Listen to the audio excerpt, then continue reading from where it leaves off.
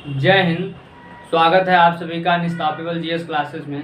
आज के इस क्लास में हम आपको बताने वाले हैं कि प्रकाश संश्लेषण किस प्रकार से पौधों में होता है और प्रकाश संश्लेषण की क्या आवश्यकता है पौधों में।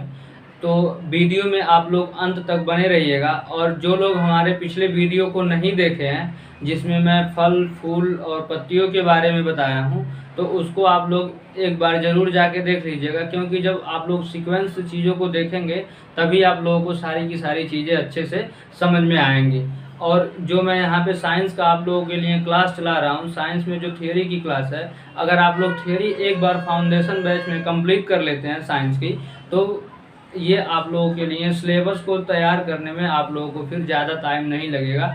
और किसी भी परीक्षा के हिसाब से बस अगर कोई बच्चा पढ़ता है, जैसे मान लीजिए रेलवे का एग्ज़ाम आया तो रेलवे का प्रीवियस ईयर लगाने लगा, एसएससी का आया एसएससी का प्रीवियस ईयर लगाने लगा, तो इस तरीके से क्या होती है कि आप हर एग्ज़ाम की तैयारी करेंगे, लेकिन तैयारी को एक अच्छी तरीके से तैयारी करने के लिए आप किसी भी सब्जेक्ट को बिल्कुल फाउंडेशन में एकदम अच्छे से एक बार पढ़ लेते हैं तो बार बार आपको पढ़ने की ज़रूरत नहीं होगी।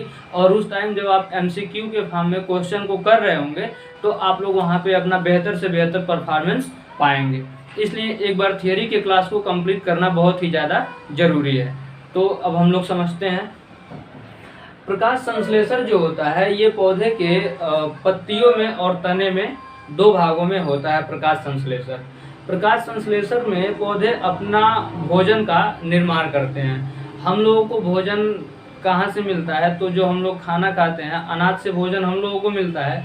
और इन पौधों का क्या होता है, ये पौधे जो होते हैं ये स्वपोषी होते हैं, मतलब ये अपना भोजन खुद बना लेते हैं और हम लोग दूसरे पे निर्भर होते हैं।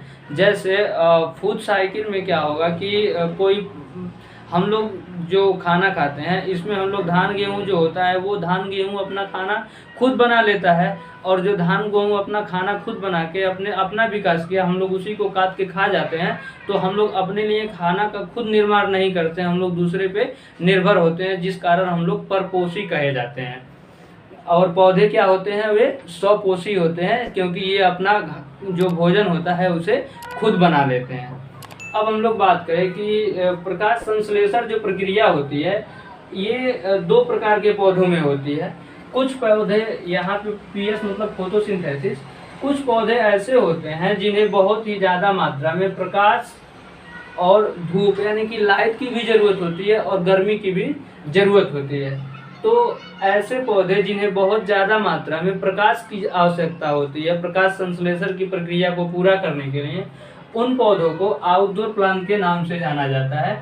जैसे आम, इमली, महुआ, बरगद, पीपल, ये जितने भी बहुत बड़े बड़े विशाल विशाल पौधे होते हैं, इन्हें ज़रूरत होती है अधिक मात्रा में ज़रूरत होती है इन्हें प्रकाश संश्लेषण की प्रक्रिया को पूरा करने के लिए। और कुछ पौधे ऐसे होते हैं जो दूसरे टाइप के पौधे हैं, इन्हें बहुत ही कम मात्रा में प्रकाश की आवश्यकता होती है, यानी कि जब सूर्य की किरण ढल रही होगी बिल्कुल उस टाइम भी अगर इनके पास प्रकाश पहुंच जाता है, प्रकाश में गर्मी ना हो बस लाइट पहुंच जाए, तो ये अपना भोजन बना लेते हैं। ये पौधे जो होते हैं ये घरों के अंदर जो शो प्लांट वाले पौधे होते हैं उनके रूप में लगाया जाता है। यानी कि आप कहीं भी जाते होंगे तो देखे होंगे ऑफिस में लोग या फिर कुछ लोग जो अपने घरों में भी इन पौधों को लगा लेते हैं, गमला में करके रख देंगे। जैसे एलोवेरा का जो पौधा होता है इसे लोग क्या करते हैं, गमला में करके घर के अंदर ही रख देंगे, तो ये पौधा वहाँ भी अपना प्रकाश संश्लेषण की प्रक्रिया को पूरा कर लेता है और हरा भरा दिखाई देता है। यानी कि ये अपना भोजन सूर्य की बिल्कुल कम प्रकाश में भी अपना भोजन बना लेता है एलोवेरा का पौधा, जिस कारण ये घरों के अंदर या ऑफिस के अंदर भी रह सकता है, जीवित रहता है। तो प्रश्न इस प्रकार से पूछता है कि जो घरों के अंदर लगाए जाने वाले जो पौधे होते हैं उन्हें कितना प्रतिशत प्रकाश रेंज की आवश्यकता होती है प्रकाश संश्लेषण के लिए। तो उन पौधों को 5 से 10% के बीच में जो प्रकाश का रेंज होता है इतने में वो अपना भोजन बना लेते हैं। तो उनके लिए प्रकाश रेंज कितने की आवश्यकता होती है, 5 से लेकर के 10%। हालांकि ये जो पौधे होते हैं ये 2% प्रकाश भी मिलता है तब भी अपना भोजन बना लेते हैं, यानी कि प्रकाश संश्लेषण की प्रक्रिया को पूरी कर लेते हैं। इसके बाद हम लोग देखें कि जो प्रकाश संश्लेषण की प्रक्रिया हो रही है ये पौधे के किन किन भागों से होती है। तो प्रकाश संश्लेषण की जो प्रक्रिया होती है वो पौधे के दो भागों से होती है, यानी कि पत्तियों से भी होती है और तना से भी होती है प्रकाश संश्लेषण की प्रक्रिया। अब पत्तियों में जो प्रकाश संश्लेषण की प्रक्रिया होती है वो मैं आपको अभी यहाँ पे बताऊंगा। इसके पहले हम लोग जान लेते हैं कि तना में प्रकाश संश्लेषण की प्रक्रिया किस प्रकार से होती है।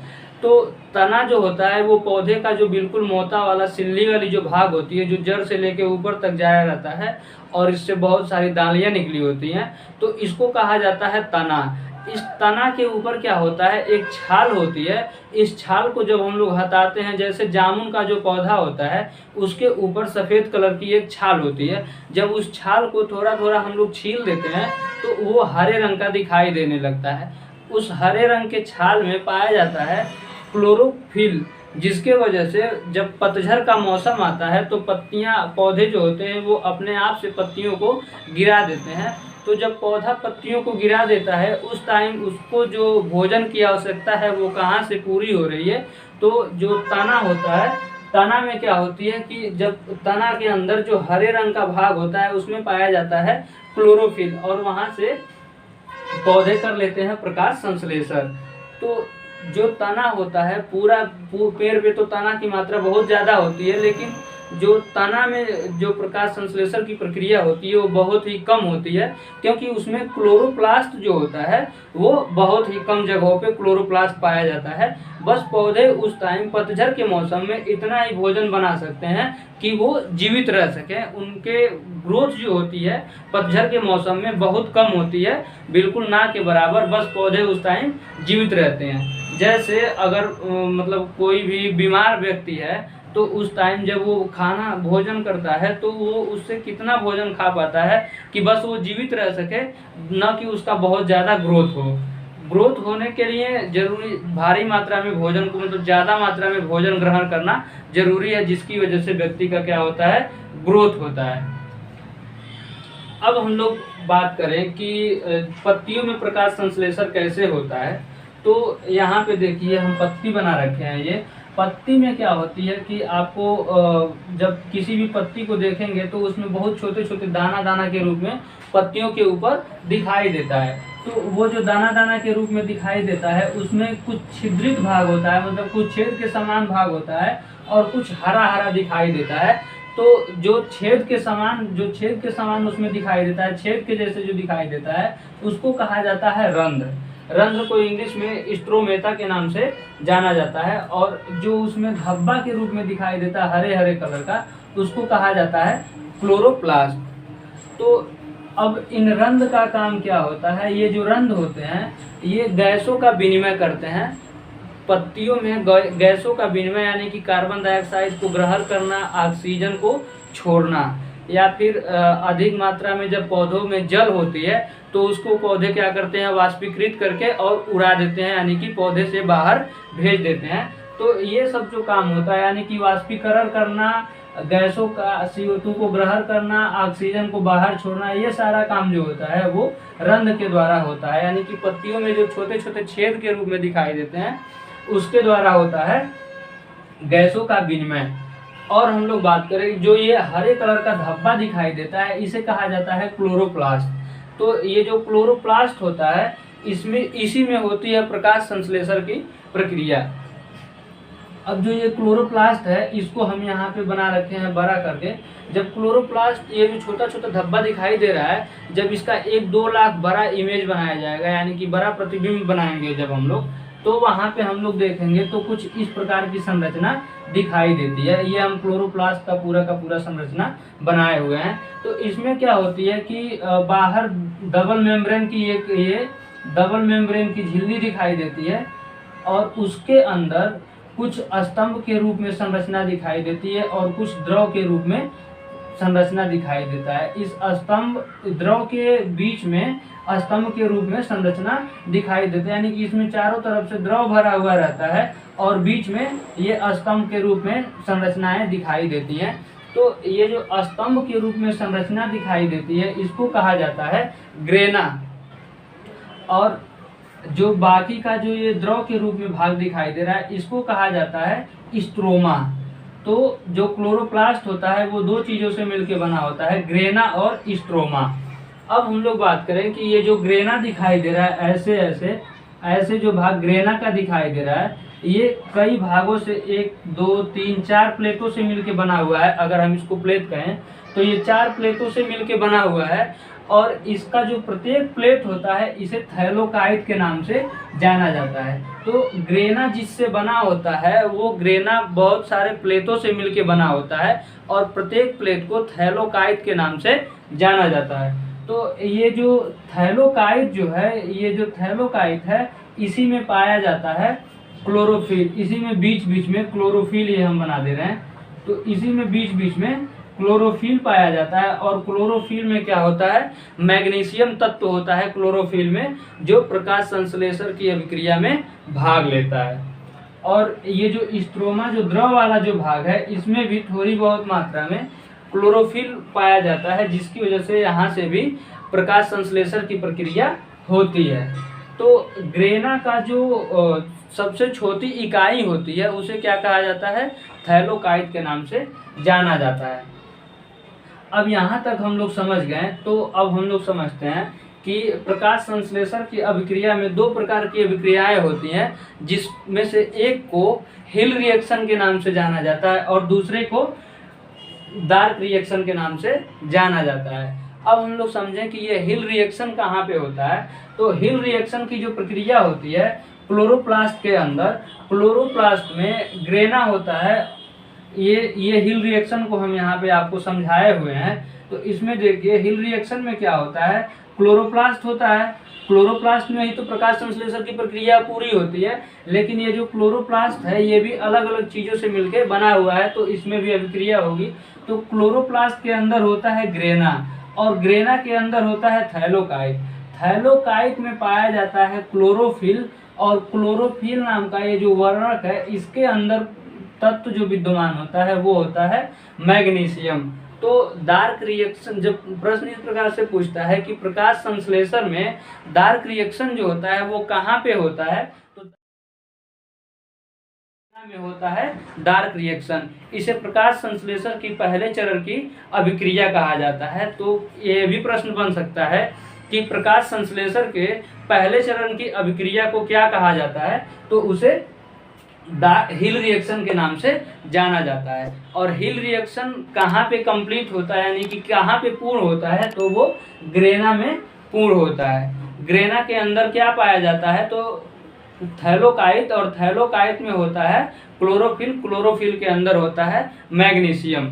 अब बात करें हम लोग कि जो दूसरे चरण की प्रकाश संश्लेषण की अभिक्रिया है वो कहाँ पे होती है। तो जो दूसरे चरण की प्रकाश संश्लेषण की अभिक्रिया है वो जो ये नीले नीले रंग का भाग दिखाई दे रहा है, जिसे द्रव भाग यानी कि स्ट्रोमा के नाम से जाना जाता है, यहाँ पे होता है डार्क रिएक्शन। यानी दूसरे चरण की जो अभिक्रिया होती है वो स्ट्रोमा में होती है, और इसको कहा जाता है डार्क रिएक्शन। तो प्रकाश संश्लेषण की प्रक्रिया दो चरणों में पूरी हो रही है, एक को हिल रिएक्शन और दूसरे को डार्क रिएक्शन के नाम से जाना जाता है। और ये दोनों के दोनों रिएक्शन कहाँ पे होते हैं, तो वो क्लोरोप्लास्ट के अंदर होता है, हिल रिएक्शन और डार्क रिएक्शन। अब हम लोग बात करें कि क्या प्रकाश संश्लेषण की अभिक्रिया जो है ये रात के समय में हो पाएगी।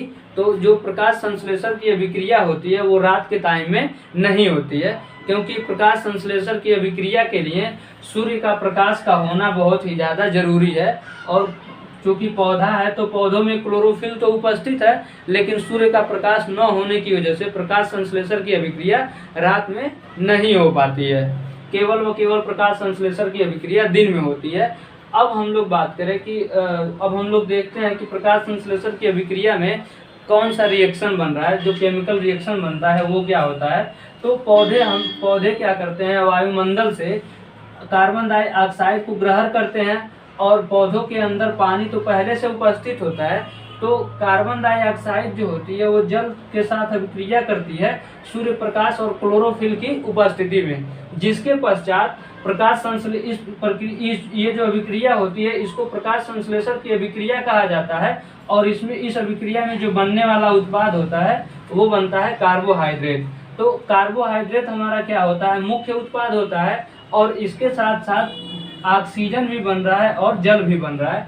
तो ऑक्सीजन जो होता है ये प्रकाश संश्लेषण की अभिक्रिया में सह उत्पाद के रूप में बनता है ऑक्सीजन, और बहुत ही भारी मात्रा में सह उत्पाद के रूप में ऑक्सीजन बन रहा है। यानी कि अगर एक मोल बन रहा है, ये कार्बोहाइड्रेट बन रहा है, कार्बोहाइड्रेट की 1 यूनिट बन रही है, तो वहाँ पे ऑक्सीजन कितना निकल रहा है, तो 6 यूनिट ऑक्सीजन गैस निकल रहा है। यानी कि अगर 1 किलो, अगर मैं आपको देसी भाषा में समझा रहा हूँ, अगर प्रकाश संश्लेषण की अभिक्रिया में 1 किलो कार्बोहाइड्रेट बन रहा है तो 6 किलो ऑक्सीजन बन रहा है, जिसकी वजह से हम लोगों को ऑक्सीजन प्राप्त होता है पौधों से, और जल भी बनता है। फिर तो जब ये कार्बोहाइड्रेट बनता है, ऑक्सीजन बनता है और जल बनता है। जल क्या होता है, जब प्रकाश संश्लेषण होती है तो उसमें जो जल बनता है ये वाष्पीकृत होकर और वायुमंडल में चला जाता है, यानी कि जल का क्या हो जाता है, वाष्पीकरण हो जाता है। अब प्रश्न इस प्रकार से पूछता है कि प्रकाश संश्लेषण की अभिक्रिया में किसका अपचयन होता है, तो कार्बन डाइऑक्साइड का अपचयन होता है। अपचयन और ऑक्सीकरण किस प्रकार की अभिक्रिया होती है, इसको मैं आप लोगों को जब केमिकल रिएक्शन पढ़ाऊंगा तो वहाँ पे बताएंगे कि अभिक्रिया कितने प्रकार की होती है, अपचयन क्या होता है और ऑक्सीकरण क्या होता है। अभी मैं आपको बस थोड़ा सा एक हिंट दे दे रहा हूँ कि ऐसी अभिक्रिया जिसमें किसी तत्व के साथ ऑक्सीजन जुड़ता है तो उसे कहा जाता है ऑक्सीकरण, और ऐसी अभिक्रिया जब किसी तत्व में से हाइड्रोजन अलग होता है तो उसको कहा जाता है अपचयन। तो इस प्रकार से हम लोग समझ गए कि जो प्रकाश संश्लेषण की अभिक्रिया है वो कैसे हो रही है और इसमें क्या क्या उत्पाद बन रहा है। अब हम लोग बात करें कि जो प्रकाश संश्लेषण की अभिक्रिया है क्या प्रत्येक रंग में होती है, तो नहीं, प्रकाश संश्लेषण की अभिक्रिया प्रत्येक रंग में नहीं होती है, और हरे रंग में तो कतई नहीं होती है। ऑप्शन दे देगा लाल, पीला, बैगनी, हरा, जैसे ऑप्शन अगर दे दिया लाल, बैगनी, नीला और हरा, और पूछ लिया कि किस रंग में प्रकाश संश्लेषण की अभिक्रिया नहीं होती है, तो हरे रंग में प्रकाश संश्लेषण की अभिक्रिया नहीं होती है, क्योंकि जो श्वेत प्रकाश आती है उसमें 7 रंग आता है, और पौधे जो पौधा का पत्ता है वो पहले से हरे रंग का है, तो वो हरे रंग को ऑब्जर्व नहीं करेगा, उसे क्या करेगा, रिफ्लेक्ट कर देगा, जिस वजह से मतलब हरे रंग का परावर्तन कर देगा, जिस वजह से हरे रंग से किसी भी प्रकार की प्रकाश संश्लेषण अभिक्रिया नहीं होती है। जो प्रकाश संश्लेषण की अभिक्रिया होती है वो सबसे ज़्यादा लाल रंग में होती है, उससे कम बैगनी, उससे कम नीले रंग में, और उससे कम होती है बैगनी रंग में। यानी कि प्रकाश संश्लेषण की अभिक्रिया 3 रंगों में होती है, लाल, बैगनी और नीले रंग में होती है प्रकाश संश्लेषण की अभिक्रिया। तो इस प्रकार से हम लोग समझ गए कि प्रकाश संश्लेषण क्या होता है और पौधों में किस प्रकार से प्रकाश संश्लेषण होता है। अगर अभी भी आप लोगों को कोई डाउट है प्रकाश संश्लेषण में तो आप हमसे कमेंट में पूछ सकते हैं, मैं आपको फिर से बताने का प्रयास करूंगा। तो वीडियो अगर आप लोगों को अच्छा लगे तो चैनल को ज़्यादा से ज़्यादा लाइक कीजिए, शेयर कीजिए और सब्सक्राइब कीजिए, और जो भी आपके दोस्त हैं उन लोगों के पास ये जो वीडियो है इसको ज़्यादा से ज़्यादा शेयर कीजिए जो लोग कॉम्पिटिटिव एग्जाम की तैयारी कर रहे हैं। तो अब हम मिलेंगे अगले वीडियो में, तब तक के लिए जय हिंद।